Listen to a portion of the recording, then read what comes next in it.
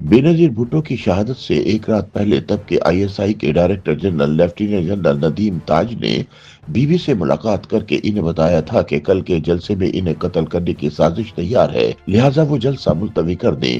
تاہم بےنظیر بھٹو نے آئی ایس آئی چیف کو کہا کہ اگر ان کی ایجنسی کو قتل کی سازش اور اس کے پیچھے موجود عناصر کا پتہ ہے تو وہ انہیں گرفتار کیوں نہیں کرتے۔ لیفٹیننٹ جنرل ندیم تاج نے جواب میں کہا کہ وقت بہت کم ہے، لہٰذا ان کے لیے ایسا کرنا ممکن نہیں۔ افسوسناک بات یہ ہے کہ بےنظیر کے قتل کے سارے منصوبے کا علم ہونے کے باوجود اگلے روز جلسے کے اختتام پر جب محترمہ لیاقت باغ سے نکلی تو ان کا 300 سے زائد اہلکاروں پر مبنی سیکورٹی حصار ختم کر دیا گیا، جس کے بعد شوٹر اور خودکش بمبار نے ان کی گاڑی کے قریب پہنچ کر نہ صرف ان کے سر کو نشانہ بنایا بلکہ دھماکہ بھی کر دیا۔ یاد رہے کہ جب بےنظیر بھٹو کو نشانہ بنایا گیا تب ان کی گاڑی کے قریب صرف 13 پولیس اہلکار موجود تھے۔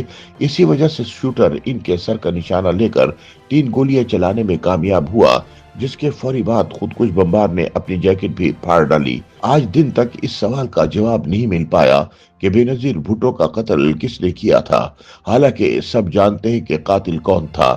ایک المناک واقعے میں بےنظیر بھٹو کی شہادت کے بعد انصاف کی تلاش اب بھی جاری ہے، کیونکہ عدالت نے اس کیس میں ملوث 5 افراد کو پہلے ہی بری کر دیا ہے۔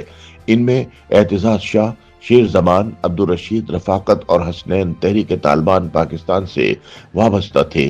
یہ تنظیم 27 دسمبر 2007 کو بےنظیر بھٹو کے قتل سے صرف 12 دن قبل کمانڈر بیت اللہ محسود کی قیادت میں تشکیل پائی تھی۔ قتل میں ملوث کچھ ملزمان مولانا سمیع الحق مرحوم کے مدرسے حقانیہ کے طالب علم تھے۔ قانون نافذ کرنے والے اداروں نے 5 مشتبہ افراد کو گرفتار کیا اور ان کے خلاف اس ہائی پروفائل قتل کے حوالے سے ٹھوس شواہد دستیاب ہونے کا دعویٰ کیا تھا۔ تاہم عدالت نے بعد میں ناکافی شواہد کی وجہ سے اور کیس کی تفتیش کی ساکھ پر سوالات اٹھاتے ہوئے انہیں بری کر دیا تھا۔ یوں بےنظیر بھٹو کے قتل کے اصل مجرموں، سازش میں ملوث افراد اور منصوبہ سازوں کی شناخت اور ان کے خلاف کارروائی میں ناکامی نے پاکستان کی انٹیلیجنس اور تفتیشی ایجنسیوں کی ساکھ پر مزید سوالات اٹھا دیے۔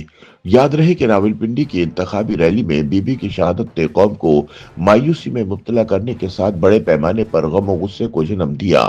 بےنظیر بھٹو کے قتل کے بعد حالات و واقعات تنازعات کا شکار ہو گئے۔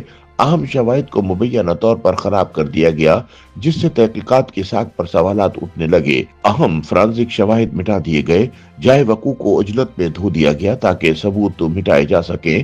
تب کی وزارت داخلہ کے ترجمان بریگیڈیئر جاوید اقبال نے ایک پریس کانفرنس میں اس قتل کو دہشت گردانہ حملہ قرار دیا، جس میں ٹی ٹی پی سے جڑے مبینہ مجرموں کی فون کال اور ان کے خاکے پیش کیے گئے۔ تاہم یہ دعوے بےنظیر کی پیپلز پارٹی سمیت کئی لوگوں کو قائل کرنے میں ناکام رہے اور آزاد و شفاف تحقیقات کے مطالبات سامنے آئے۔ خود بےنظیر بھٹو نے اپنی شہادت سے چند ہفتے قبل سینئر صحافی عامر میر کو ایک انٹرویو میں کہا تھا کہ اگر میں غیر فطری موت کا شکار ہوئی تو میری موت کا ذمہ دار جنرل مشرف ہوگا۔ بی بی کی شہادت کے بعد پاکستان کھپے کا نعرہ لگانے والے آصف زرداری کی زیر قیادت پیپلز پارٹی نے قتل کا الزام تب کے فوجی حکمران جنرل پرویز مشرف پر عائد کیا تھا۔ پیپلز پارٹی کی جانب سے اقوام متحدہ کے تحت آزاد انکوائری کرانے کے متعدد مطالبات کے نتیجے میں 2009 میں اقوام متحدہ کا فیکٹ فائنڈنگ مشن تشکیل دیا گیا، جس نے بڑے پیمانے پر قتل کی تحقیقات کی۔ اقوام متحدہ کی رپورٹ میں قتل کی ذمہ داری جنرل مشرف کی زیر قیادت فوج اور انٹیلیجنس ایجنسیوں کی ناکامی پر ڈالی گئی، جس پر فوجی قیادت سیخ پا ہو گئی۔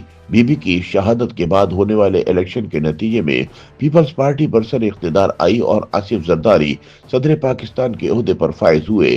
فوجی دباؤ کے نتیجے میں تب کے وزیر خارجہ شاہ محمود قریشی نے اقوام متحدہ کو ایک خط میں مطالبہ کیا کہ وہ اپنی رپورٹ واپس لے، جس سے قتل بارے شکوک و شبہات کو مزید ہوا ملی۔ بعد ازاں ایک انٹرویو میں پرویز مشرف نے بھی اعتراف کیا کہ انٹیلیجنس ایجنسیوں کو بےنظیر بھٹو کے قتل کی سازش بارے پہلے ہی علم ہو چکا تھا۔ جنرل مشرف نے انکشاف کیا کہ آئی ایس آئی کے اس وقت کے سربراہ جنرل ندیم تاج نے 26 دسمبر 2007 کو بےنظیر بھٹو سے ملاقات کر کے انہیں خبردار کیا تھا کہ وہ لیاقت باغ کی ریلی سے خطاب نہ کریں۔ اس کے باوجود بےنظیر نے ریلی سے خطاب کیا اور یہ فیصلہ بالآخر ان کی جان لے گیا۔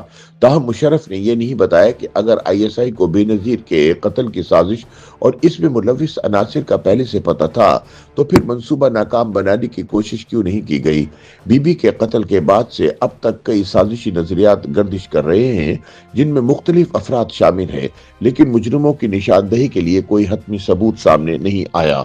2008 से 2013 तक इख्तिदार में रहने वाली पीपल्स पार्टी ने सच्चाई से पर्दा उठाने के लिए अपने तय कोशिश की, लेकिन इन सब के बावजूद बेनजीर भुट्टो की शहादत की तफसीलात गैर वाज़ेह हैं।